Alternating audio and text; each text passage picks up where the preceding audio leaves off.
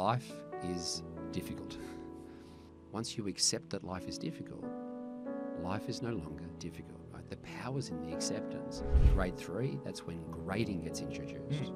And from that moment on, kids learn they have to do something or achieve something in order to be someone. I call bullshit on pressure is a privilege, but I tell you what is a privilege. The possibility or the opportunity that you can do in this moment, that's the privilege. Thanks so much for coming. I'm really glad you made it. I've been wanting to speak to you for a long time, but about a year ago, I thought to myself, hang on a second here. I think this is an unfair fight. Is Trent Cotchin secretly on the phone to you during Dancing with the Stars? I didn't teach him any of his moves, that's for sure. Yeah, but was it like... I taught him how to embrace vulnerability. Right. And how to play with it rather than fear it. Yeah. And how to, pressure doesn't exist unless he's focusing on the outcome of the dance. And so I taught him all those things, but the rest is on him. Because what I love spending time with people like that. Well, for one thing, what was really handy about having someone who's won 3 AFL Grand Final pennants is like, it's a very physical gig, Dancing with the Stars. Probably the hardest physical, people always say it, and they're right. It's the hardest physical thing you ever do if you're not a professional athlete. But you say, oh man, like the difference between professional athletes and amateur athletes is you get paid to recover. Like your skills might be the same as an amateur, but your time to not do meetings and just recover and relax and sleep is what you get paid for. And so I said to Trent, like, you know what would be really good? Do you know anyone that can get us a game ready, one of those kind of ice machine pressure things? 97 minutes later, in the green room at Dancing with the Stars is the full sideline AFL kit with all the Velcro, the whole thing. So, how'd you do that? He goes, meh. Contacts. That's hilarious. I remember when Koch rang me to ask me, to mention the idea and ask me what I thought. Yeah. And I said to him, okay, before we get into play, let's get into purpose. Like, why do you want to do it? Yeah, right. And he said he would love his kids to see his dad do something really vulnerable and get out of the comfort zone. Yeah. And I thought that's just such a cool, and you're not stressed about looking like a dick or, failing and so forth. And he goes, no, hell no. And I go, okay, well then it ticks the play box, right? In terms of dancing as a form of play, it definitely ticks the purpose box. Yeah. And you're definitely going to learn something. So it kind of ticks the potential box as well. So in terms of motivation wise, it's like, it made so much sense. That's very similar reasons to me. I wanted Georgia, who you just met upstairs, is a dance kid. I've been a dance dad. I've met her when she was 10. So I've dragged suitcases full of costumes across the country to her Stedfords. I don't know if the people outside the dance world know what goes on there. Oh, totally. There's a lot, but dance gave her so much, and I really wanted to show her, how much it impressed me and how, how influenced I have been by that. But I also wanted Wolfgang, who is 5 at the time, he's 6 now, to see like it's important to do stuff that's hard. It's important to say yes to things you're no good at, because who you get, even if you don't win or whatever, who you get to become because you said yes to it is worth it. Yep, 100%. And it was hard as fuck. And it was terrible being on the other side of the reality TV game. And I've done whole podcasts about how unprepared I was for it. And yet I learned some really valuable lessons. Like one, I unlocked that I required more external validation than I thought I did. Yeah. And that was fascinating to me because I thought I had it locked down. Yeah. Turns out I didn't. Well, you're human, right? And so you're human and we crave connection to the tribe. And so sometimes validation, I mean, in the right context, it's fine. It's nice to have some validation for a job well done or hard work. If you crave it too much, that's obviously ego and fear can kind of creep in. So that's so interesting. Yeah, I mean, we could give the whole podcast just on this topic, right? Because I used to tell clients, it's funny. There's one of the chapters in the book is about redefining success from an external to an internal. And I was trying to work out how to finish the chapter. And I often used to tell clients that you're either winning or learning, but I was wrong. And I tell this chapter, I was trying to work out how to finish it. And just before I tried to finish the chapter, my beautiful father-in-law passed away, Sally's dad, Rod. And his very last Christmas, he learnt a new game, and the game was beer pong, where you had to. How old was he? Beer pong. He was 86. 86-year-old man flinging ping pong balls into it. It's like a bowling pin table arrangement, correct, of cups with a certain amount of beer in them. And the idea is that is it whatever one you landed in? Yep. If someone else lands in yours, you got to scull that. Yeah, the idea is that your ability to perform the game decreases the better your opponent does. It's a terrible drinking game. 100%. So anyway, about 15 minutes into the game, he says to me, "This is the best game ever." And I said, "Why?" He said, "Because even when you lose, you win." Wow. He loves beer. And Yeah. I was thinking about it when I was trying to wrap up this chapter in terms of redefining what a win is, right? Yeah. And I thought, you know what? He's kind of right because if something doesn't go your way today, Yeah. but there's a lesson in it, like there's a learning in it, like there's some kind of growth in it, then that's technically a win. So even when you lose, you win, just Yeah. like my beautiful father-in-law said. So It's true. yeah. It's true. I think the first time I saw a coach go absolutely apeshit when their, athlete won was Laurie Lawrence going Burko when Duncan Armstrong won. I think it was Seoul, the Seoul Olympics. And since, there's always an Australian camera on the swimming coach because they're generally the guys who go completely nuts.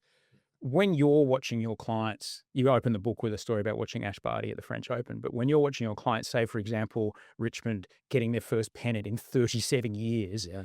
what do you like to watch TV with? Are you at the game, or like if you're watching on TV, are you nuts? Do you go Burko in the stands? No, I'm supposed to be the one, like in the coach's box, who's more calm and composed. Okay. And I have this kind of playful thing where I tell myself that I can manifest my thoughts onto my clients. Obviously, I don't think I can in real terms, but I pretend I can. So if I'm saying, I feel like my role when I'm watching is to have the same, because I obviously know what an athlete's mantras are, what their Yeah. words are, and what their distractions are as well. So I feel like if I can transport my thoughts onto them, Yeah. as opposed to everyone else's in the coach's box. I was talking to Ash Barty's mum last week, and I said to her, I used to have her knees would shake in the coach's box, and she would be right behind me. I'd have all these bruises in the back of my head, right? So then I had to teach her how to be calm and composed and so forth. The problem is when you're a coach or you're a parent, so forth, you can't play a role. You can't actually have any agency on the court, but you love them so much. So it's very hard to balance that with accepting the things you can't control, Yeah. focusing on the things you can, and have that positive intent. Right? Right. And I often have to advise a lot of parents, right, or coaches in terms of language. Right, Right. with someone, Dylan Alcott used to say his parents or his friends and coaches, big point, big point. Well, no, it's not. It's just like every other point. Right? Andre Agassi used to say, no one point is more important than the next. If he's serving to win Wimbledon and he suddenly thinks this is a big game, right, he'll be focusing on the outcome of the game, not the process of winning the next point. And he'll tighten up rather than lighten up, and he'll probably double fault, right? So the context is really, really important. So, no one point is more important than the next. There's no big points. It's just another point. So, but because we care so much, we can often care too much about the outcome, which we can't control. The thing that I find fascinating about the more, and it's interesting you mentioned Agassi, because I started getting into this kind of stuff, I don't know, about 10, 15 years ago.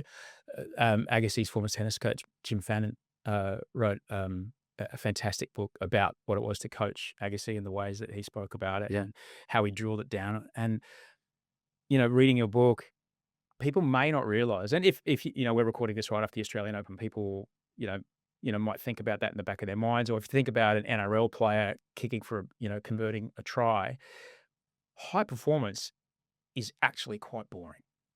It's not the elite 1,000 frames a second slow motion. Here comes the winning move. It's, I'm just going to do the same thing I've done 10,000 times before. There just happens to be 130,000 people watching me and how many billions at home.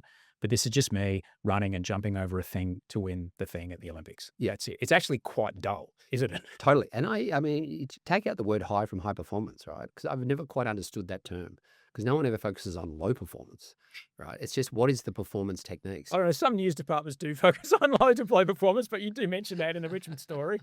Yeah, totally. So, but you're right. What you're referring to is being process-driven, not outcome-driven. Yeah. If it's outcome-driven, yes, the role of media and entertainment is to create this hyperbole, this pressure, this expectation, build it up, right? And that's what creates ratings and advertising dollars. Your role as an athlete is not to listen to any of that shit and get back to what you can control, accept the things you can't control, and be more process rather than outcome-driven. So you're right. It's technically really, really boring, and it's just repeat behavior. And when you watch those elite athletes, people used to give Steve Smith a lot of shit about his little routines, but let the man do what he needs to do. If that's what he needs to do, because that's how he gets his body and his brain ready to see 150-kilometer-an-hour delivery coming at him. And he knows he's got to make at least a boundary to win the game. Let him do it.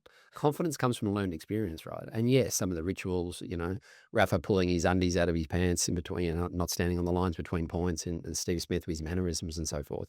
But if that's part of their rituals and routines, right, that reminds them of who they are when they're at their best, whether it's functional or whether it's fashionable, that's perfectly natural, right? We all have our own little quirks and idiosyncrasies, and you want to bring all of that to your performances rather than say, okay, I'm a human doing now, I can't be a human being. Steve Smith's real, right? If he's going to be emotional in a press conference, or he's going to have these little quirks, like, bring it on. If that's his authenticity and he has the courage to be him and live a life true to him, that's incredible, right? Unless you're Jimmy Connors in the 1994 US Open, who I read an interview with him and he said, I always bounce the ball 6 times before I serve, but at match point, I bounced it 5. He did it deliberately. Right. Yeah. Wow. Yeah. Well, as a way to be like, this is going to fuck you. Dylan Alcott always had 5 bounces. Yeah. Right? And after every bounce, he would have one of his 5 A-game words. Oh, yeah. So calm, strong, present, clear, free, right? And he'd literally say those words before he bounced into the serve. So if that works for him, right? So yeah, Jimmy Connors I remember Jimmy very well. He was quite a quirky character, right? And so was McEnroe, by the way. But yeah, I say in terms of, anger, for instance, anger is a really good emotion. If you transport it onto someone else, that's not a good thing. Let's just put this into context. People may think, oh, McEnroe, he's the guy that does the commentary at the Australian Open, but they may not realise John McEnroe was the first player really in history to take this stuffy, white-only, literally and figuratively, unless you're Arthur Ashe, shirts and pants. There's a lot of decorum. It's pims and lemonade. Everyone's really straight up and down. And he is very vocally challenging not only the umpires, but other players and letting loose on the court. It made him fantastic to watch. But people who just didn't expect it are like, hang on, that's just not tennis. No. And he's like, fuck you. I've just won the Grand Slam. Yep. I don't care. Totally. And Phil Knight, the founder of Nike, very much had a... Sorry, I'll just pick up that name you just dropped. Let me just get that there. Knight. He means Phil Knight. Don't you dare. The founder of Nike, who John McEnroe was the first big athlete of, had a deliberate, irreverent, anti-establishment kind of approach and attitude. So he absolutely loved, a bit like Steve Prefontaine, the runner, was one of Nike's very first athletes. Then McEnroe came along, and then Agassi, obviously, after that as well, brought that very irreverent. And you think about you or me, right? Yes, we want to be anti-establishment. We don't want to conform to everyone else. Yes, there's a tennis player who loves the Jim Courier kind of very, up and down, quite lows. But there's also another one who likes to go fuck the country club, who wants to wear denim and black and so forth and have a bit of fun with it. So yeah. But if for me, if that's what you need to, like, the game's always going to evolve, right? And that I got to be alive. And we're talking about tennis, but it's an amazing game. That I got to be alive watching Serena Williams play and watching her just unapologetically walk out onto the court wearing some of the most extraordinary fashion designs, knowing full well what her country feels about African-American women, the body shape, the conformities that, women have about other women, about, no, you've got to look this way if this is it. And I don't care. Yeah. I'm sorry, I can't hear you. That's all these Wimbledon trophies in my ears that are blocking the sound of your voice right now. And it makes the game amazing to watch. Totally. Two of my favorite mantras the first one is, I don't give a shit what you think about me. It's what I think about myself that matters, right? Once you can say that to yourself, the second mantra is, I don't care what you think about me, but I care about you. Like, Serena still cares about other people. She just doesn't care what they think about her, so she can be authentic. Pretty cool. For let's just go back a bit, and I want to quote you directly here. So tell me a story. Start wherever you want to choose. Well played, Osher. Come and put straight back on me. Yeah, that is the line that you've written in your book. Like, this is the line that how you start with someone. Because if people don't know what a mindset coach is, they might say, like, what are you, a psychologist? Are you a sports scientist? You an expert? What is that? What is that? Yeah. The work I do, in simple terms, is help someone with their mindset on the field in a professional sense, but also balance that with their perspective in a personal sense, and find that, I guess, that balance between confidence and happiness, or confidence in their skills, but belief in themselves. A part of that process is kind of separating what you do from who you are, right? And separating your performances to the results of those performances. So Yeah. we call it totally committed, fully detached. Uh-huh. Oprah Winfrey calls this detached attachment. So totally attached to what you want to, your goals and dreams, right? But detach yourself from whether you get there or not, because so many things you can't control. And if you attach everything to outcome, there's a lot of pressure, right? You might not get there. So redefining success is part of that process as well. Along that journey, remembering that life isn't serious and it's really important to compete, have fun, and play. So, So how did this, how did this begin for you? oh, as much luck as it was design. When my dad passed away when I was 16, and I had this itch that I couldn't scratch. Of how some people just were comfortable in their own skin and others weren't, or some people could just navigate life easier than others. And then I went to university and studied anthropology, philosophy, and English, thinking, Man, like you must have been just so hot and rootable right there. What are you doing? Like, was there a beret involved? Like, that is. I had, like most teenagers, no freaking clue what I was doing with my life. And I still don't know what I want to do when I grow up. But you had like much older, 5 older siblings, some of them a lot older than you. Yeah, correct. Yeah, my oldest brother's 15 years older than me. And they're all doctors and nurses and teachers and lawyers. And I think I wanted to be a wannabe of all those, right? I missed out on law by 5 marks. And, well, what do I do now? And I didn't realize that at the time anyway, that philosophy is the study of wisdom.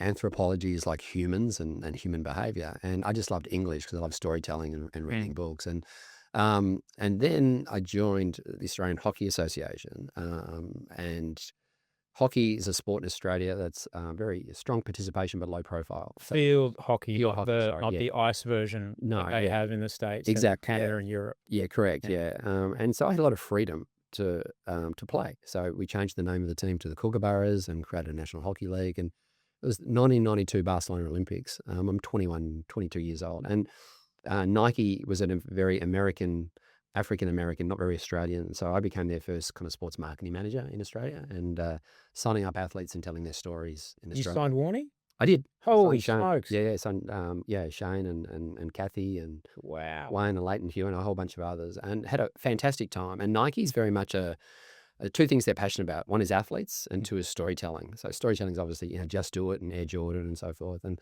they were just obsessed with athletes. So I guess I learnt the craft of storytelling to some degree, but I also learnt how distracted athletes get as well. And then I moved overseas with Nike to Portland, Oregon and Hong Kong in 96. And that's when I really started to get curious about athletes going off the rails and why. At the Atlanta Olympics, because the games were in Nike's backyard in Atlanta, we had every kind of celebrity wanting to come down, and we had a division called Hollywood Promo. So think of Tom Hanks, all the shoes were Nike shoes, or Jerry Seinfeld's, I think he wore a pair of Nikes in every episode. Yeah. And he was hanging around. I was part of the posse. It was kind of helping him, showing him around, introducing him to athletes and so forth. And he said something that one day, Jerry Seinfeld, that just completely blew my mind, probably changed the course of my life to some degree. He said, Ben, there's no such thing as fame school where you can learn to be famous and deal with that kind of identity issues. And I went for a run the next morning. I thought, he's right, but there's also no such thing as human being school. Yeah.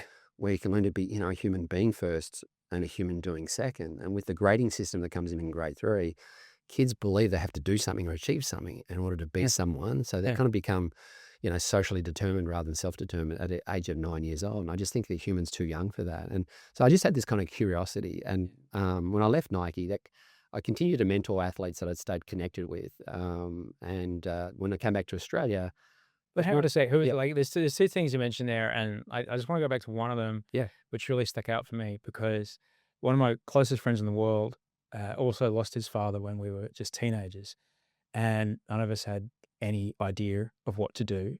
And he talks about the time afterwards where the house was just full of people, but eventually the casseroles stopped coming, people stopped coming to visit, and then wildly a couple of weeks later, the house is emptier than it ever was because everyone is gone.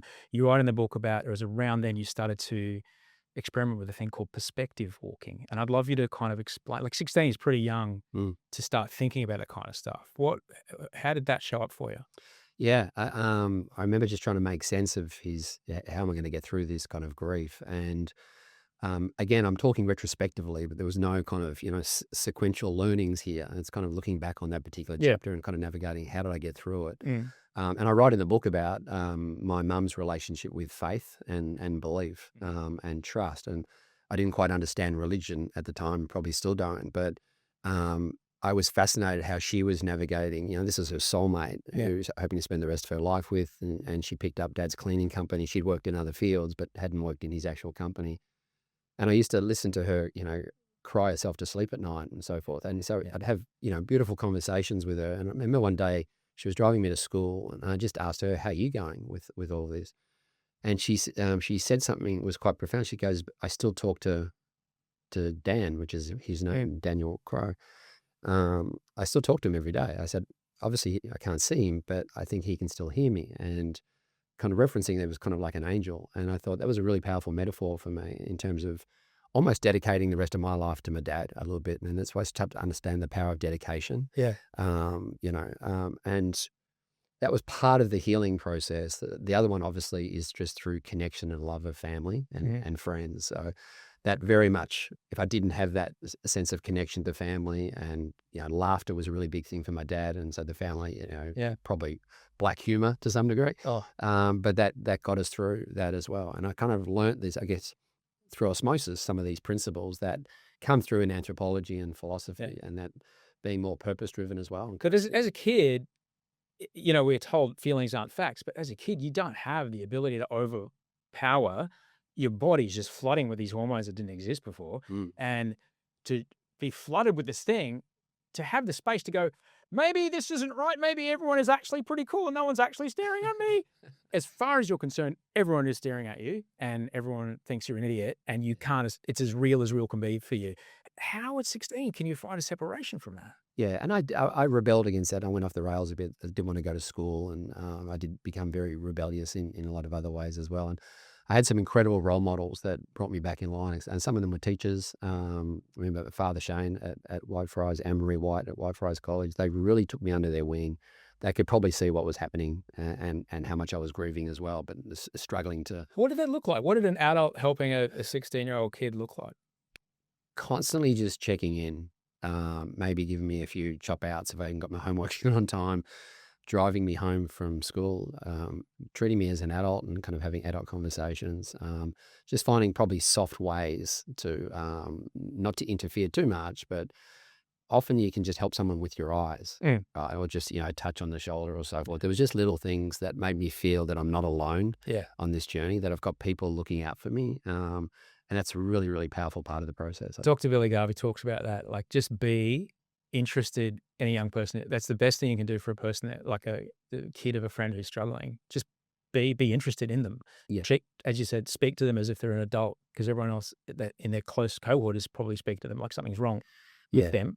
It's not, but that's just how. So just if you can just be a different person in their life as an adult and just show them that they matter, that's so much more powerful than finding the right thing to say or whatever. Yeah, totally. And part of vulnerability, being open, being compassionate, and telling stories. I think they were in hindsight, they were definitely and deliberately telling me stories that helped me make sense that things are going to be okay, right? And if you just keep going, things, life is difficult, right? Accept that life is difficult. It's no longer difficult. And it's almost like it's not what happens to you, it's how you respond. And you don't define yourself by going to school and thinking I'm the only one here who doesn't have a dad.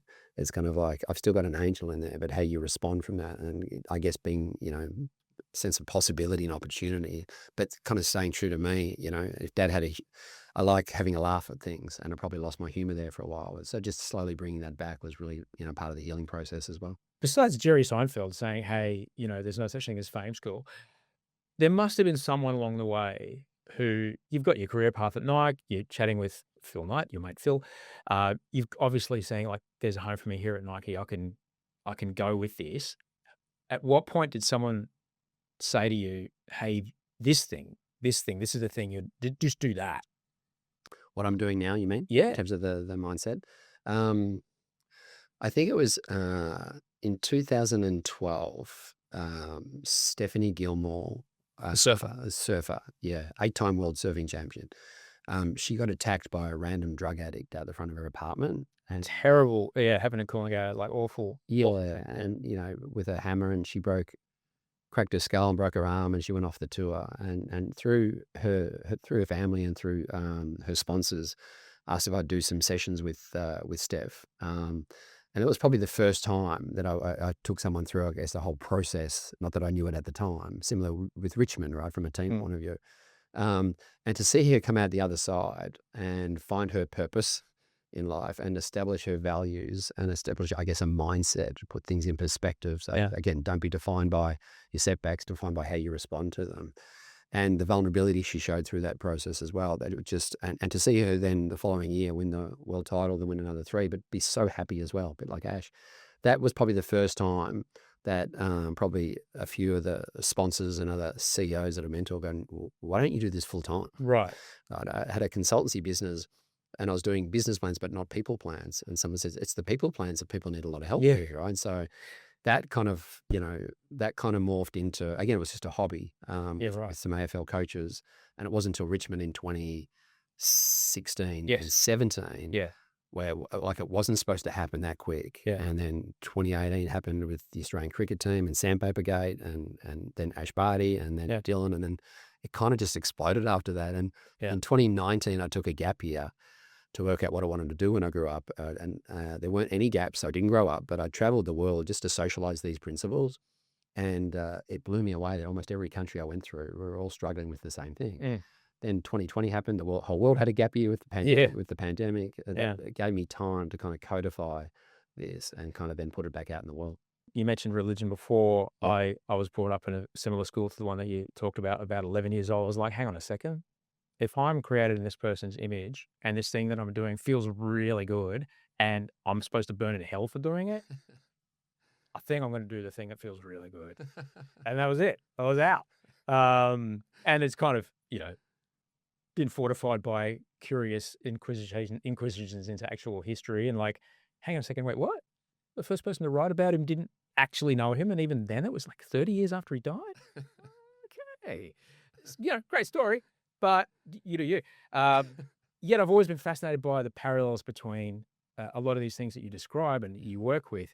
And that so we don't forget them as humans, a lot of them become either culturally ingrained or, through a ritual that's got to do with a religion, for example, with things like community, like gathering for dinner once a week, or it's a thing to do something for another person is a really important thing and you should be doing it all the time. And, just codifying a lot of the, it's outwardly focused. And you talk about being in Russia and speaking with people there, and they go, it sounds like Tolstoy. You're like, hang on, wait, what? He goes, is that one Dostoevsky? You're like, wait, hang on, what? These things have been around for thousands of years. And they kind of help us, I guess, transcend the brains and bodies that we left the world we used to live in before agriculture, I guess, because we're still existing with all those systems that kept us safe from death and plague and, raiders. Not the Canberra ones, but or the Oakland or LA. I can't remember where they are now. They're both. Yeah. There's a few raiders. Yeah, but it's fascinating to me that these concepts that you write about, that a lot of people write about, it's not new. Yeah, and it's really important that I call that out in the introduction. Right? These principles are 2,500 years old. And if you study any of the ologies, as I call them, whether it's psychology, philosophy, sociology, anthropology, theology, mythology, and you kind of mine them for certain patterns that they have in common. And I think that's my only skill is pattern recognition, is to identify but also then simplify them, kind of simplify the mind fuckery of the jargon that each of them use. And they're all incredibly powerful in their own right? But where's the consistency that I can then teach a teenage kid or a professional athlete or a CEO? And I think that's been the fun, playful journey for me, just kind of, and if you look at all of those, all the ologies and all the isms, you'll start to see some really consistent themes. And for me, 2 or 3 of the most important themes is love, right?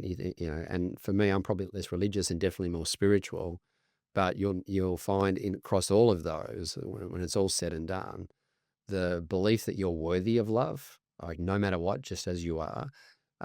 If you have that belief, and you mentioned with my dad passing away, thankfully through teachers and friends and family, I learnt that maybe I am worthy of love. I've lost my dad, so you have that kind of separation anxiety, but maybe I am enough just as I am, no matter what. And if you have that, you'll trust that whether you win or lose a game of tennis or you win or lose in this test, it's going to be okay because, you're enough, right?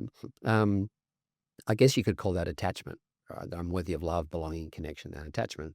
The second, I guess, consistency across all those, once you have that foundation, is then have the courage to live a life true to you, Yeah. right? And the courage to be you, and then trust if you keep chipping away, things will turn out, right?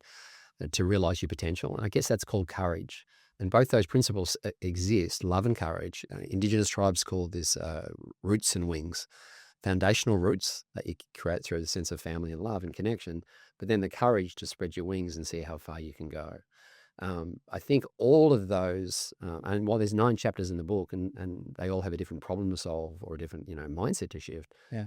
for me, they all share one very common theme, and that's learning to accept the things you can't control and focus the time you have left on the things you can control and the best version of you. Having just have a squiz through your book, So What Now? So what now what? So what now what, right?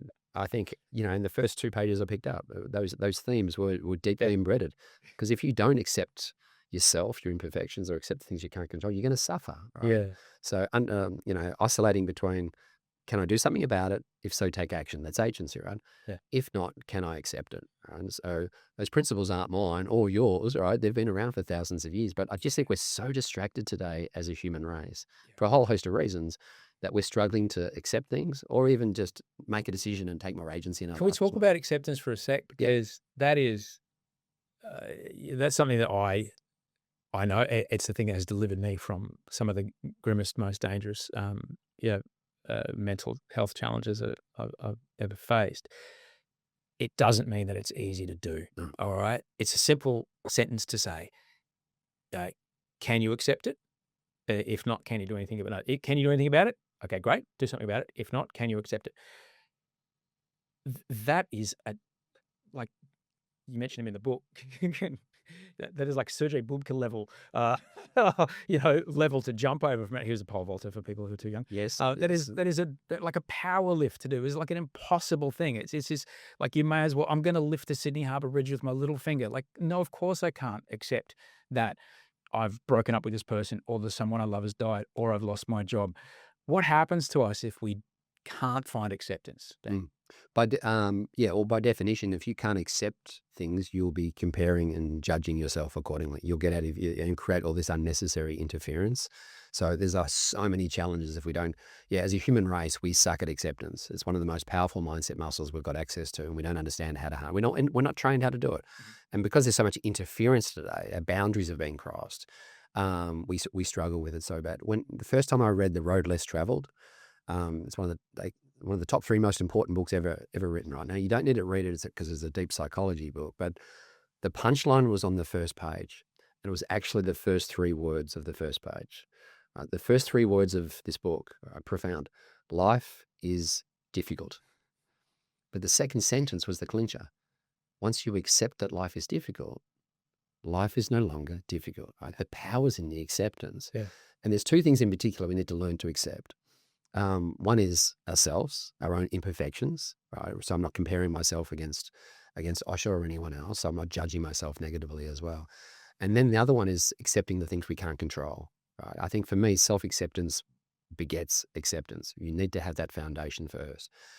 All my clients do an acceptance list. And it's, as you said, it's really, really, really hard. And I write in the book about Molly Picklum, who just won the world surfing title.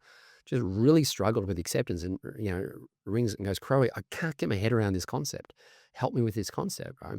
And we needed to find another way in. And Molly's one of the most curious athletes I've ever worked with. And she goes, I can't detach myself from outcomes, and I can't accept things. I said, okay, the most successful people have an appetite for the truth by asking themselves this one question: what am I in denial of?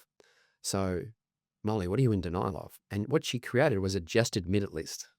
So she couldn't accept things, but maybe she could admit things to herself. The first thing she admitted was that she was scared. Yeah. Beautiful, profound. I'm scared. The second thing she wanted to put on her just admit it list was, I want to be a world champion.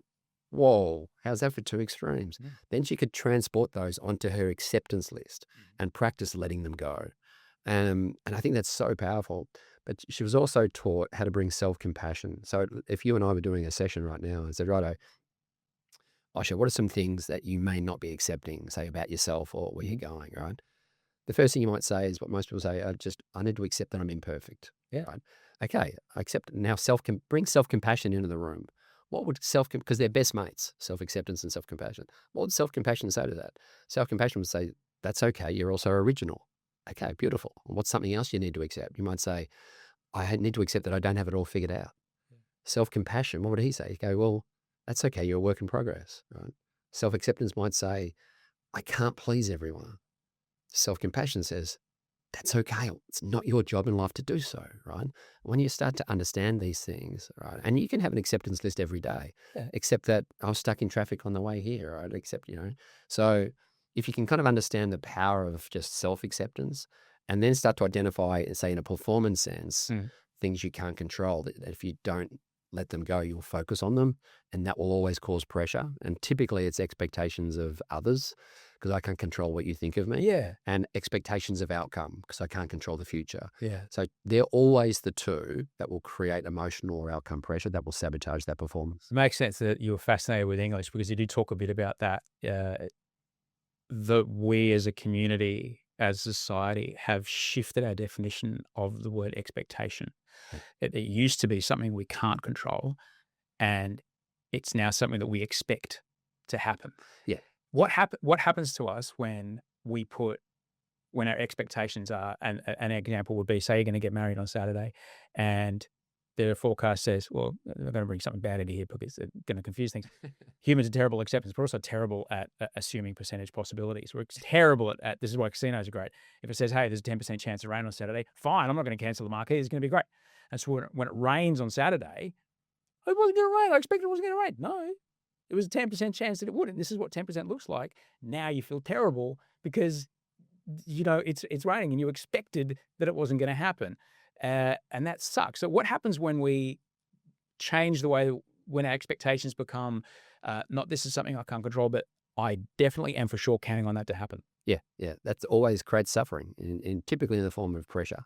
Right. So don't get me wrong. If I've got a wedding this weekend, the goal is for it not to rain. Yeah. But I still need to have a strategy. If it does rain, we've got tarpaulins and we've got umbrellas and so on. So you still need to strategize. But you've got to realize there's no guarantees that it won't rain on the weekend, right? And that's the problem with how we define expectations. Because it used to mean something you can control 100%. I can want the sun to come out for the wedding, but I can't guarantee it. I can't promise it. So I can't expect it, right? The goal is the only expectations are the things I can control that I put on myself in that situation. So what's the plan if it doesn't work out that way? But today, either because we're obsessed with greed or obsessed with others' opinions, the definition of expectations today is loosely defined as something we can't control, but we still expect it. Yeah. Which is also the definition of pressure. So in the way that self-acceptance and self-compassion are best buddies, so is pressure and expectations. They follow each other around. So then once you know that coupling, the next time you're watching live sport or, reality TV or Olympic coverage with, the next few weeks, right, you'll always hear those same words in the same sentence. Right? With Drive to Survive, and I was working with some drivers through there, I counted the word expectation and pressure together like 27 times in one episode. Right? It's a deliberate formula. Our goal is to realize, hang on a sec, it's not my role in life, especially teenagers, right? My role in life is not to live up to someone else's expectations or to please others or to prove ourselves to others or, be validated by someone else. That's not our life task, right? Our life task is to put the expectations we put on ourselves. What kind of human do I want to be? What are my values, my goals? Because I can control those, right? And so once we realize the quickest way to remove pressure from your life is to reframe what is expected of you and what isn't expected of you. So you don't get caught up in that emotional pressure or the outcome pressure. And then therefore you've got the freedom. But as you said, it's simple for me to say this, but you need to first of all identify we've all got different flavors of distraction. So kind of identifying where they're coming from is important. When you combine acceptance with our expectation and the admit it list, like it's hard to do. Like, for example, a personal example would be after I got divorced, it was impossible for me to, and I had to, just like, I just had to accept it was happening. Yeah. And then I also had to accept, like, look for my, you know, admit to myself, well, I chose to be in that relationship. I had a choice. I chose to, choose this person. I chose to go into this relationship. I chose to continue. I chose all the things that I chose to do during that relationship for my part, which led to its demise. That was very hard for me to accept. And also, I had the expectation that, well, we'll be together forever. And now here I was with none of those things. And it was really hard to do. But once I cleared all that stuff away, well, then I had a baseline that I could then work from that was free of all the kind of lingering ickiness. So on lingering ickiness, you talk about shame in the book. And look, athletes are going to find their way to you when they're fully formed. Like, you're not going to teach Olcott, hey, mate, this is how you do a backhand. You're not going to teach Gilmore. All right, so when you're at Chopu and you're going, when you're doing your bottom turn, it's got nothing to do about pressure on what rail or whatever. So athletes come to you fully formed. What role does shame play in the athlete's life when they're in those crucial moments, whether they be trying to convert a field goal in the footy, or, trying to take a penalty in soccer or something like that? So if you define shame as the fear of disconnection, right? Connection is why we're here as humans, and shame is the fear of disconnection, that I'm not worthy of, being connected to you, and so forth. And there's typically two forms of it that show up. And in terms of athletes, the first one is perfectionism. If feeling I have to live up to, be the perfect athlete. It's called perfect, perform, repeat syndrome. And most athletes have it. If I play the perfect game of football, my dad will love me, and I'll keep repeating that, right? If I don't play the perfect game of football, my dad won't love me. But what happens is always play the hits, man. Always play the hits. Like, it's a classic. It's the Hotel California of sport. Totally. It means your self-worth is conditional, right? Which is effectively shame. You're not enough until you. And that works for do well on the maths test. That works for any academic thing. It works for if I do the dishes. It works for anything between a child and a parent. And it blew me away when I was researching for the book, right? And there's a whole lot of external reasons why it's getting worse and worse and worse. Whether it's consumerism, whether it's materialism, whether it's the neuroscience around the media industry with that cortisol, clickbait, whether it's the social media and social comparison, or whether it's advertising in terms of shame-based. I'm not pretty enough until I buy that handbag, and so forth. It actually happens in education as well, right? Because in most countries around the world, in grade 3, that's when grading gets introduced. And that's when kids go from intrinsically playing with numbers and playing with shapes to extrinsic, right? Because suddenly there's grades, and suddenly my parents are interested in my grades. And from that moment on, kids learn they have to do something or achieve something in order to be someone, which is conditional, which is shame again, right? So that's why we talk about, rewarding process, not outcome, as we mentioned at the start, but also rewarding intrinsic, not extrinsic motivation. So they don't define their self-worth on whether they get there or not. And I think it's really, really important, especially for athletes. The bigger one for athletes is also separating their identity from what they do to who they are. Because what happens when you retire? Does that mean you're a nobody, right? What happens if things don't go your way? Does that mean you're a failure as a human being? So perfectionism is a really big one. And that's why accepting imperfection, right? One of the reasons the book is called Where the Light Gets In is all a play on Leonard Cohen's song, ring the bells that still can ring, forget your perfect offering. There is a crack in everything, and that's where the light gets in. So accepting imperfections is one of the keys to removing perfectionism. The second pillar of shame is all around scarcity, that constant feeling that I'm not good enough or pretty enough or successful enough compared to someone else. Right? And so the goal there is to identify, okay, what's my shame story here? Right? Let's identify what stage, right? Because it often shows up very young, right? And we think we have to please our parents or prove ourselves in some way, shape, or form. That's the first time we tell ourselves a story that we're not loved unconditionally. It's kind of conditional upon having to do something or achieve something. Well, that creates that imposter syndrome that just continues on in our 20s and 30s, where just in different costumes, when again we tell ourselves a story that I'm not good enough or successful enough. And again, it kind of creates that emotional pressure and that outcome pressure. And I think that's one of the biggest issues from a mental health point of view today, is that pressure of living up to these expectations. That was never our role in life to do so.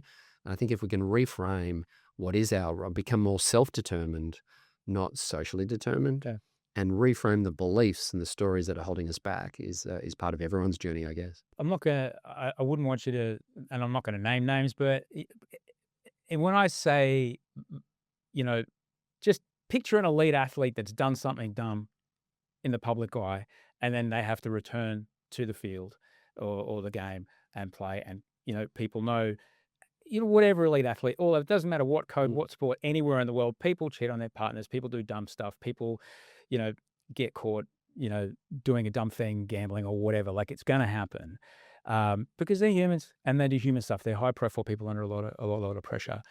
So we might not be that, but we might have a feeling inside us like I fucked up at work, or I really messed up with my son. I screamed at my son in front of everyone at the schoolyard the other day. We might have that shame inside us. What's the way that we can process that?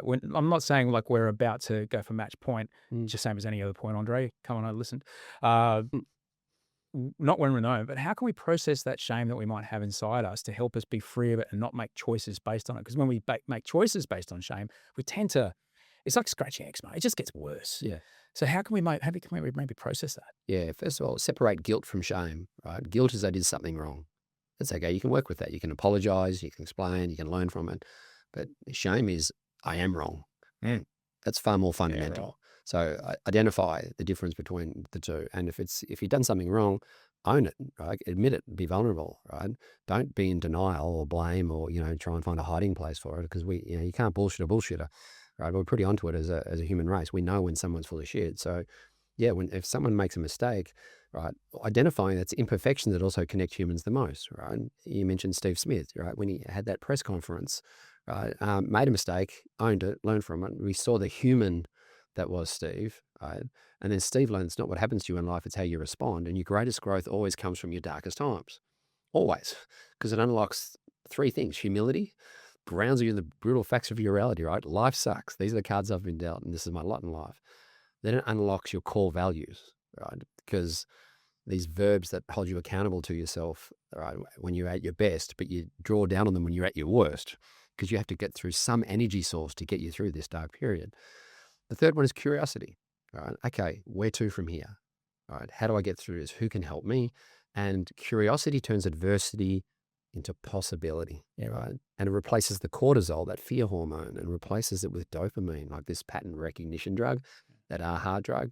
So when you're going through a whole time, and that's where vulnerability is a superpower, right? When you mentioned Trent Cotchin right at the outset, right? When Trent got up in front of the whole playing group, and by the way, Richmond in 2016 were a basket case. They lost their last game of the year by 117 points to the Swans, and they were supposed to make the finals. I think they finished 15th. He went on this journey to talk about all his imperfections and to be vulnerable, right? And to make sense of his story. And when he got up in front of the whole playing group, I think it was December the 10th, 2016, in front of all his peers, all these alpha males, got up there on stage and he said, "I'm so sorry. For the last 5 years, I thought I had to be the perfect captain and the perfect player and the perfect strategy and the perfect pre-match address and the perfect hairdo. And I'm here today to be honest with you, maybe for the first time ever. I'm not. Like, I'm imperfect and I'm full of struggle and I'm shitting myself. And I don't know if I even want to keep playing footy anymore, let alone captain you guys. So I just want to be honest with you. I'm imperfect.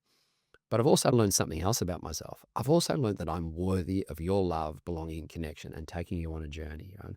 And 8 months later, they won the unwinnable premiership. And he went from, unofficially voted the worst captain in the AFL to officially voted by his peers. Yeah. And the reason why that was so powerful is because in that moment, when he took off his mask and armor and revealed the story behind the story, he made a connection on a human level, not on a transactional level. So his imperfections made a connection on a human level. And once we realize it's imperfections that connect humans, it's not all the grandiose achievements, because we're all imperfect and we want to know that that's okay. And there's a lesson in there for us. So what do we get? This guy's a captain of a football team. He's been selected this because he's been identified throughout his entire career. He was probably selected for a junior development when he was 10, right? Yeah. So his whole career, these guys, they end up in the AFL or the NRL or NFL or whatever league. They've always been the best player they've ever known. They've never not known what it's like to be better than everybody else. And then they get in this room with all the other guys like that. And then they're just a little bit better. And now I'm the captain. We expect our leaders to be flawless. What happens? Like, this doesn't seem like a quality that people would expect their leader to show vulnerability, to show I'm imperfect. But what happens when leaders do that? Yeah. It's incredible. I talk about this in one of the chapters, the hero's journey from I to we. The number one mistake, and by the way, Most leaders don't get leadership training. The number one mistake leaders make is thinking it's about them. The mistake that Trent and Damien made to some degree, that was about them and they had to have the answer and everyone's looking to them for the answer. But when you realize when you're in a transactional role, if you're a football player, you're a teacher, you're a marketer, yeah, it's about you, right? You worked hard at uni, you get a job, you get paid more, you get promoted. But when you become a leader, there must be this metaphorical stake in the ground that from this moment on, it's got nothing to do with me. It's got everything to do with them, to help them, to serve them, to create an environment to help them realize their potential. I tell this story in the book. There was a very famous English footballer I was at Wimbledon a couple of years ago, asked if I would catch up with him. He'd just been sacked for the second time as a EPL coach. And this was one of the greatest midfielders in the history of English football. And so I go over to his house and I sit down, just trying to make conversation with him. And I said, look, why were you so successful? Like, as a player, why were you so good? Like, what's your secret sauce kind of thing? And he said, I trained harder than anyone else. When everyone had gone home, I was still kicking goals, I was still training. And that's why I trained harder. And that's why I was so successful. I go, great answer. But now you're a coach and you've just been sacked for the second time. And I said, so what kind of leadership training have you had, right, since you became coach? And he just stared at me and he had to kind of this, I thought, shit, he's going to punch me here. And then he put his hand in his head. Yeah. He looked up and he had tears in his eyes. That was the aha moment, kind of where the light got it. He had this aha moment. He goes, I've done zero leadership training. And he hadn't moved from I to we on that hero's journey. He thought it was about him. He hadn't realized that it's got nothing to do with him. Right. I define leadership as to create an environment to help others realize their potential. It's the same definition for purpose, to create an environment to help others realize their potential. Right. The key word is others. It's always about them, to be interested, not interesting. And unfortunately, if we're not taught that, we apply the same principles to what's made us successful in our technical craft. To be honest, I think we're born with it. It was... you write very similar, Survival of the Kindness. Rutger Bregman wrote a brilliant book called Humankind. Yeah. He wrote Survival of the Friendliest. In that before, I don't know, it was your old job, but before marketing, before consumer culture, our purpose was to maintain the immediate community we were in, because with that community we could survive. If we were by ourselves, we were going to die. And it's wired into us that we actually feel a lot better when we help other people. That is truly the only sustainable source of happiness, is to help another person and be of service to another person. Yet we've been conditioned to believe that, oh no, if you want to feel better than you do now, you should buy something, new pair of Nikes, but that's not quite it. And what happens to us because as a kid, you are self-centered. Of course you are, because you are doing everything you can, all the tantrums, all that stuff is to get calories, is to get safety, is to get protection, so you will survive. That is built into us. Yeah. But then there's these ritual rites of passage, which then help a young man or woman understand it's not just about you. You now have a role here, and your role is for more than just you. But that doesn't happen so much lately. And so we become these giant man babies. I was 36 when I found out, oh, fuck, it's not just about me. Like, oh, I feel better when I do something for someone else, even someone who's never going to give anything back to me. Wow. Never believe it. What would you say to someone about what can happen and how they might figure that out, how to change their focus from self-centered? Not, you may never learn how to do it, and, it comes with bad connotations. What happens when we change from a self-centered focus to a other-centered focus? Yeah. Well, I think you just perfectly described, Osher, the hero's journey, that Joseph Campbell created in the 1960s, which is that 3 chapters of our life. And you're right, chapter 1, it is all about me. You win a race, you get a blue ribbon, you work hard at your grades, you get a gold star. Oh, I got a blue ribbon just for showing up, mate. Exactly. Dissipation. Okay, yeah. That does happen. Whole nother conversation. Yeah. But it's an important chapter, to your point, because you've got to work out what you're good at and what you're passionate about and so forth. So it's a really important chapter, but it's still all about you, right? You're going out into the world. It's in chapter 2 of the hero's journey where life happens, like shit happens, right? And you start having these crucible moments, and it might be a relationship, a divorce, it might be a pandemic, it might be a loss of job, and it can also be a success, right? Crucible moments can be both ways. But these crucible moments are laced with meaning, and we need to make sense of them, because they're either going to hold us back in our lives, in denial or a sense of almost like a form of post-traumatic stress, blaming others, excuses and so forth, or they can project you forward with this kind of post-traumatic growth. But we need to make sense of them and learn from these crucible moments, because that's when life will project us into chapter 3. when we realize one of life's great truisms, that's life's not about me. It's about the impact I can have on someone else's life. And once you realize that, that's when you naturally unlock a sense of purpose and meaning and contribution and fulfillment beyond yourself, because it's literally not about you, right? So, yeah, if you're not lucky enough to have an environment that kind of teaches that, you mentioned, survival of the kindest and the friendliest, then sometimes you need to learn the lessons that we're hardwired for connection. And part of connection, part of motivation is having like a purpose mindset, not just for in a corporate sense, but for your personal life as well. So the three motivations that I work on with people, the first one is play, because as humans, we're naturally, we're hardwired for play. It's intrinsic in Homo sapiens, but today we've become play deprived, which is a bit like being sleep deprived. And when we're play deprived, our mood darkens.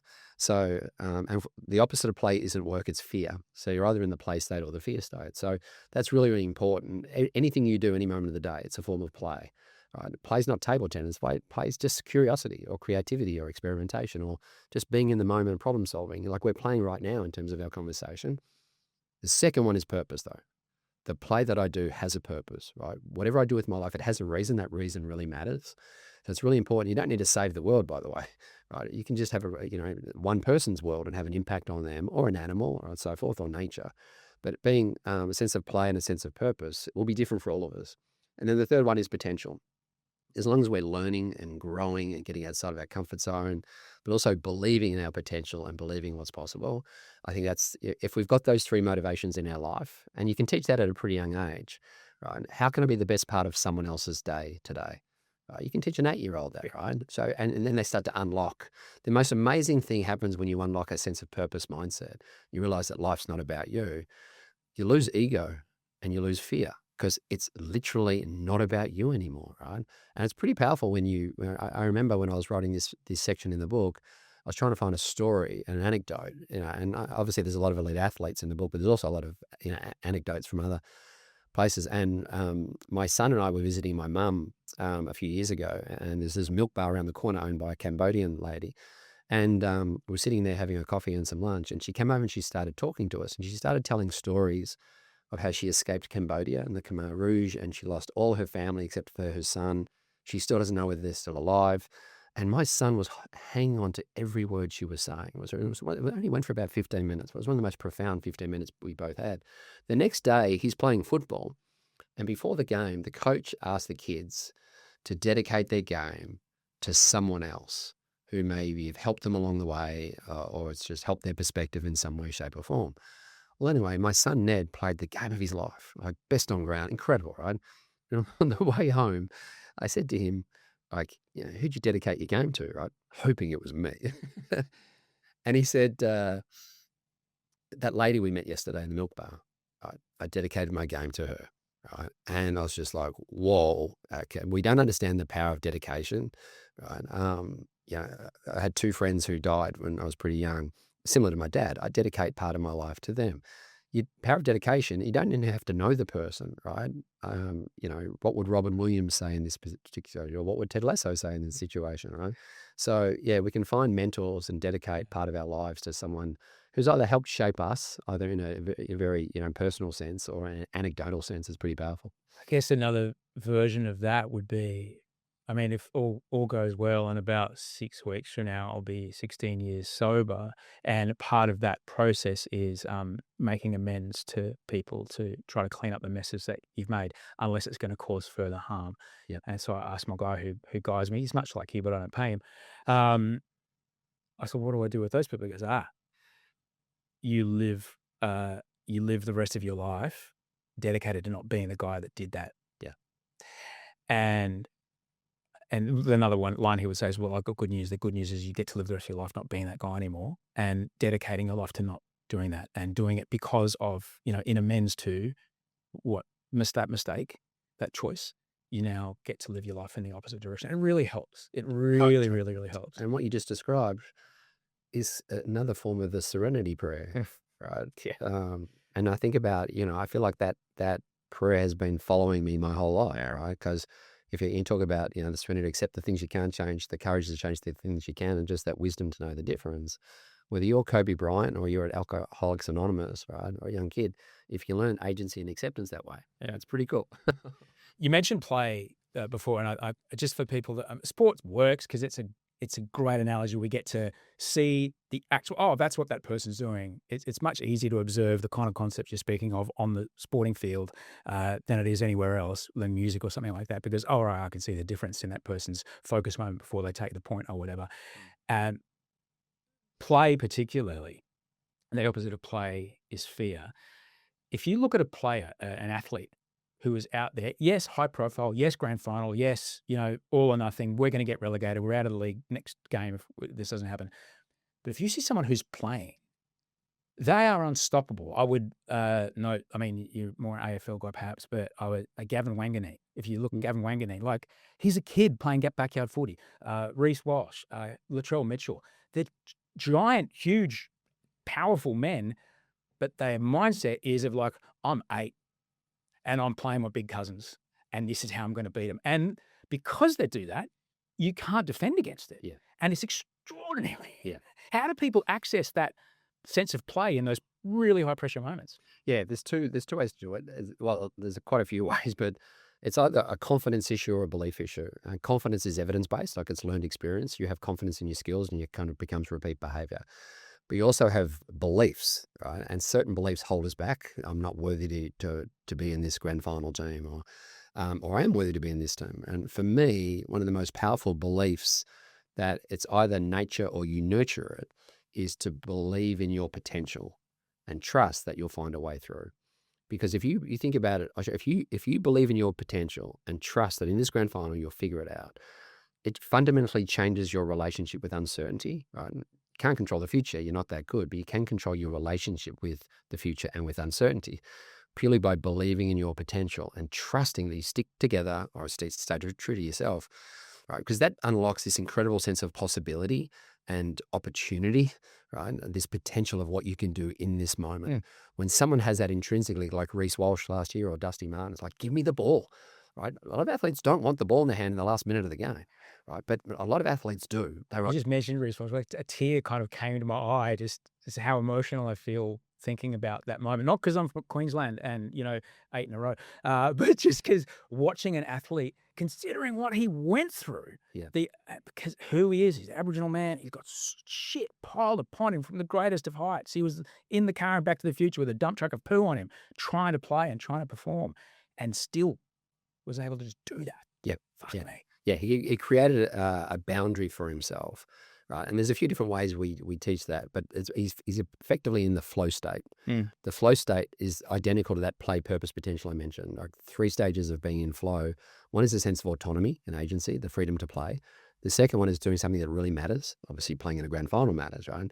And the third one is a sense of mastery. I believe I can master this particular game or this particular moment, right? And you're getting back to the ologies and the isms. Everywhere you look in philosophy and religion, whether you're a psychologist or trying to get in the zone or a musician trying to get in the pocket, it's the same 3 states you want to get into, right? But I think for me at the moment today, people come to me for confidence in their skills, but typically what they're lacking is belief in themselves or belief in their potential, right? And if confidence and belief have a punch up in the street, I often ask my clients, who do you reckon will win? More often than not, they say confidence, and I go, Belief kicks confidence's butt because confidence is evidence-based. It goes, have I been here before in this moment? Belief goes, I haven't been here before, but I believe in my potential and I'll trust I'll find a way through. And that's, I think, what Reece Walsh and Dusty and others. And the one bit of the book the only bit of the book I'm concerned might get a clickbait into the US is when I call bullshit on pressure is a privilege, that slogan. Billie Jean King, who created, I'm in awe of Billie Jean King, by the way. She's an absolute legend. I love her to death. But if you go and play the US Open, walk down on center court, there's a sign, pressure is a privilege. And I want to get rid of the word expectations in chapter 1, which means I want to redefine what pressure actually means, because pressure is not a privilege. Right? A farmer who's waiting for it to rain for 3 years, who's just lost his farm, his family, and probably his sanity, he wouldn't call pressure a privilege. And if you're sitting at home waiting for your oncology results, that's not a privilege either. But I tell you what is a privilege. If you've worked really hard for something you really care about, really matters, and you're in the moment, the possibility or the opportunity that you can do in this moment, that's the privilege, right? The possibility or the opportunity is a privilege. We just don't need to call it pressure. Yes, it's intense, but we don't have to call it pressure. So it's just reframing, because words really matter. Mm. If you're saying it, you're thinking it. So reframing the language that you use. And, it's really, really important today, because it's now the number one deathbed regret: expectations, right? I wish I had the courage to be me rather than the expectations of others. It's crazy that that's the number one deathbed regret. And everywhere I go, especially teenagers, right? They believe they have to live up to someone else's expectations. That puts them in this gap mentality. It's that, that when then syndrome. When I get that job, then I'll be worthy, right? Once I'm in that relationship, then I'll be loved, right? Then I'll be validated. But it never works, because the goalposts just keep moving, right? Yeah. Creates this cortisol. I'm saying there's such a better way to live our lives today. Just measure backwards rather than measure forwards. Someone says, "What do you mean?" I said, "Well, if I've got a piece of paper here," and I said, "Righto, Osher, let's write down all the little wins that you've had along your life, all the little gains, all the little successes from when you first started, right, in whatever career you want, to where you are right now." You'd look at this sheet of paper and you go, "Whoa, I've had a pretty good life." Yeah. And I go, "Okay, how do you feel now?" Right? You'd say, "Well, Crowe, I feel grateful. I feel successful. I feel happy. I feel confident. And my favorite word at the moment is I feel content." Right? Now, you're not done yet. Yeah. There's still all these goals and dreams you want to chase down for the rest of your life. It just means everything you go after from this moment on is a want, not a need. Like, if you need it for self-validation, that's just going to put pressure, emotional pressure. But if you want it, but you don't need it, then you don't mind what happens, and you can be totally committed and fully detached. To get to that moment though, and you do talk about this a bit, what you've spoken about dopamine and cortisol, there are some physiological things that we can do in our bodies to give ourselves more possibility. Yeah. There was a time when I was so unwell, I needed 2 different kinds of antipsychotics and some SSRIs and NSRIs to give myself those possibilities, because my neural pathways were so hardwired. Yeah. I was just I couldn't see any input without doom. So I needed to have a little space around those thoughts, and it works. I really recommend it if that's your thing. Yeah. But I don't think anyone can transcend our body's instant responses. It's fresh in my mind, so I'm thinking about Novak Djokovic the other night at the Open final. He lost the match, and this is one of the greatest players of all time. We'll go down as one of the greatest players of all time. Even Novak Djokovic, who's got probably an army of people like you, makes a fault on a serve, and he folds in half like a croissant. His body instantly hits him with that feeling. He's got that hormone running through him that goes, "Oh, fuck." But then 6 seconds later, he's back. That would take me 3 days. Okay. There are some things we can do physiologically to give us a possibility to get back to our moment. What are those? What are the things that, like, it's just punters like us? What are the things that we can do to help us get back in the moment and have ourselves more choices? Yeah. Well, rather than react with fear, you respond with play. Mhm. So, okay, his natural reaction was devastation, right? It's just, But you okay, can't get in front of it. You can't be shitty about it. Even the Stoics wrote about it. It's like, it's going to happen. It's Just gonna happen. don't say anything for 20 minutes or something. Correct. So how quickly he can get into acceptance. Yeah. Okay, that ship sailed. What's next? And that's what play means. Curiosity. What's next? Okay, why did I double fault? What can I do differently? Or just laugh at yourself, right? If you can instinctively say, what does play look like here? Okay, I've just double faulted, or I've just faltered, and so forth. Okay, what can I do differently? Sometimes it's not a mindset, it's a breathing exercise, right? Because if he takes one big deep belly breath, as Novak does, right, there's 75% more oxygen there. But if he's in the fear state, he's up in his lungs with that fight or flight kind of a sense. That belly breath tells the brain everything's going to be okay, right? If you're about to be attacked by a tiger or a shark, you're not going to be in this laughing Buddha sense, right? You're going to be up in your lungs in that fight or flight. So athletes learn, I'm just going to take a big, deep breath here, right? Just to pause. And some athletes hum in between stimulus and response. There's a space. In that space, they just hum. What do I do now, kind of thing. And just get you back in the... What does humming do for us? Humming is like it's a form of meditation, right? It's one of the most natural ways to just calm the whole nervous system is just humming. It's crazy, isn't it? Estelle Perel talks about this a lot in her work, right? It just creates this pause. It's enabled to think, okay, where to from here? So you don't react quickly, right? You hum, you slow down, tap into curiosity, and you respond. Right? It's just a space. I wonder if But belly breathing can do that as well. the word shh is very similar in every language because that's the noise that a baby hears inside the womb, and reminds them that it's cool. And so that's why that sound, and the word for father often has "duh" in it because that's a really simple sound to make for kids in every culture. I wonder if If you think about, is a thing that transcends cultures. well, exactly. Now I'm just asking a dumb question. You know the answer. How I'll do just you press it. how do you end a yoga session, right? Yeah. Right. The practicing the vibration, what it does for your whole nervous system. There's much more experts that can go into the science. Because people are breathing right now. All right. Like big whoop, I'm breathing. But what is deliberately breathing? What is what is the deliberate breathing technique that people could try listening, whatever they're doing right now, that will change how their body feels?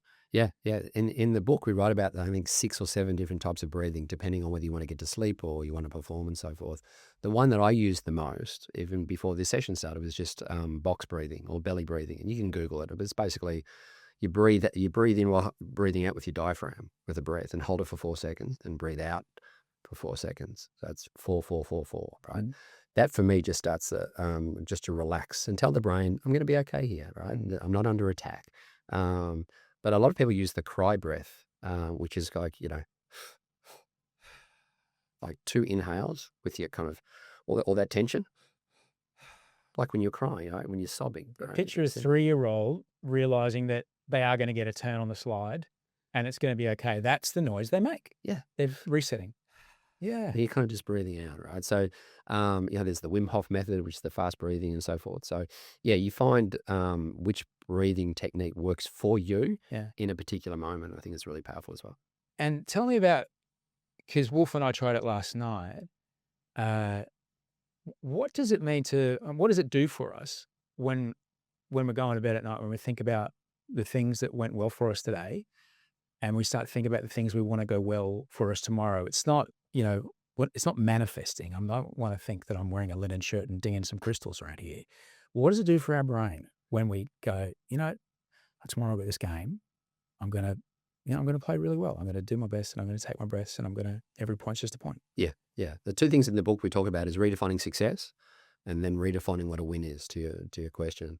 The way to do those 2 things with the success list, for instance, the simplest way to do it is, rather than saying, I know I'll be successful when, and puts you in that conditional love state, when I get that marriage, once I get that promotion, once I get that house kind of thing, we get people to say, I know I'm being successful when. And so you might say, I know I'm being successful when I get out of my comfort zone, when I exercise, when I get 7 hours sleep, when I have a belly laugh with my kids, right? When I get a green light on the way to work, right? When I see a beautiful sunrise, right? What you're doing is you're redefining success for you and only you. And you're becoming self-determined, not socially determined or extrinsically determined, because you know what your taste buds like, or what gives you a belly laugh, right? That's really, really powerful, because you can control those intrinsic motivations. You can't control whether you get there in the future. And when you redefine success into the present moment, Osher no longer has to wait to be happy. You no longer have to wait to be successful, right? You're redefining success to things you can control in the moment. Part of that process is also then to redefine what a win is. And what we suggest is, and Dan Sullivan, who's a fantastic US coach, talks about this a lot, is before you go to bed, the most important hour of the day is the last hour of the day. Most of us, unfortunately, on our phones and doom scrolling and looking at our calendars. And we say, well, why don't you before you go to bed, just write down 3 wins that you had today. And again, you decide what a win is, right? It could be your favorite coffee with your favorite barista, right? But also identify 3 wins you'd like to have tomorrow, because the neuroscience of this is incredible. First of all, you sleep better because you go to bed grateful for those 3 wins that you had today that your reptilian brain doesn't want you to remember. But then overnight, your brain is problem solving these 3 wins you'd like to have tomorrow, right? It's already thinking ahead of you, right? So if you do this for 7 days, that's 21 wins that your negativity bias brain does not want you to remember. So you're overriding the negativity bias, but also you're problem solving and playing with the potential, the possibility of what can happen tomorrow. So yeah, it's just a really simple technique, but so is acceptance lists as well, right? And a really simple technique is, parents to the kids, okay, what can we let go here? So tomorrow morning, we're not going to pontificate about something that didn't go our way today. What can we accept? And that whole winning or learning kind of thing. What's the lesson we can learn? Let it go, and then we get up tomorrow and still feel that you're unconditionally worthy. So we talk about the 6 most powerful words a parent can say to their kids is, I love to watch you play, or I love to watch you dance, or I love to watch you draw, because it's unconditional. And we tell, somewhere we tell elite coaches is we tell parents, reward process, not outcome, which is where we started this conversation. Yeah. Someone will say, what do you mean by that? So, well done when you fell down and you got up again, right? That's resilience. Or well done when you had to problem solve that tricky situation. That's play. Or well done when you had to help your teammate who had no clue whether she was supposed to stand on the netball court. Right? That's purpose, right? We call these things intrinsic motivations, but athletes and kids can control those things. They can't control whether they win or lose. But if all we reward is outcome, is achievement, then kids, like athletes, will learn that my self-worth is determined on having to achieve something, which we can't control, which creates that pressure that we referenced as well. Yeah. The three most powerful words I think you can say, though, is no matter what. Whatever you want to do with your life, we've got your back, no matter what, right? We'll pull you up if we think you're going off track. But just so you know, right, whatever you are, we love you no matter what. Like, it's unconditional. I think that's really powerful as well. I could talk to you all day, but I have one question I'm going to end with, only because you've had access to people that like most people would never dream of being around. Just through your career, you have a lot of elite athletes and the people who, is it Dave Chappelle? No, Chris Rock. It says, I don't want to be as rich as Shaq. I want to be the guy who writes Shaq's checks. That's who I want to be, You've been around people who are monumentally wealthy because of their athletic skill or, the fact that they founded a shoe company. So we might think, if I could pay my house off, no mortgage, then I'd be happy. All right. These are people who've probably done that 6 times and they have too many boats to be on at the same time. Yeah. When money is absolutely no object, the kind of people that you've, the circles you moved in, who are the happiest of those people? Well, if you define success as the alignment between what you value and how you show up in life, that should help answer the question, right? If all you value is money, right, and then you can live your life going after that, and that would be your definition of success. For me, and we study the blue zones in the book, the people who live over 100 years old, these centurions, what they have in common in these areas. For me, my aha writing the book would be, and Ash Barty calls this REM, which is an acronym, stands for relationships, experiences, and memories. And if you are living yourself with a sense of play, you value a sense of purpose and meaning, and you value getting out of your comfort zone to try new things, to try and realize your potential and the possibility of what you can do with this crazy thing called life. Along the way, if you're also doing that through relationships, experiences, and then creating memories, and if you invest in those memories, they compound 1,000 times better than any money can because they last a lifetime, because you won't forget your first kiss, right? You won't forget your first time, you had a belly laugh with your child and so forth. These are the memories. And I think if that's what you value, right, and you're going after those and you get them, pretty hard not to live a successful life, right? So don't get me wrong, extrinsic motivations aren't bad. You need money to live and you need a house to live under.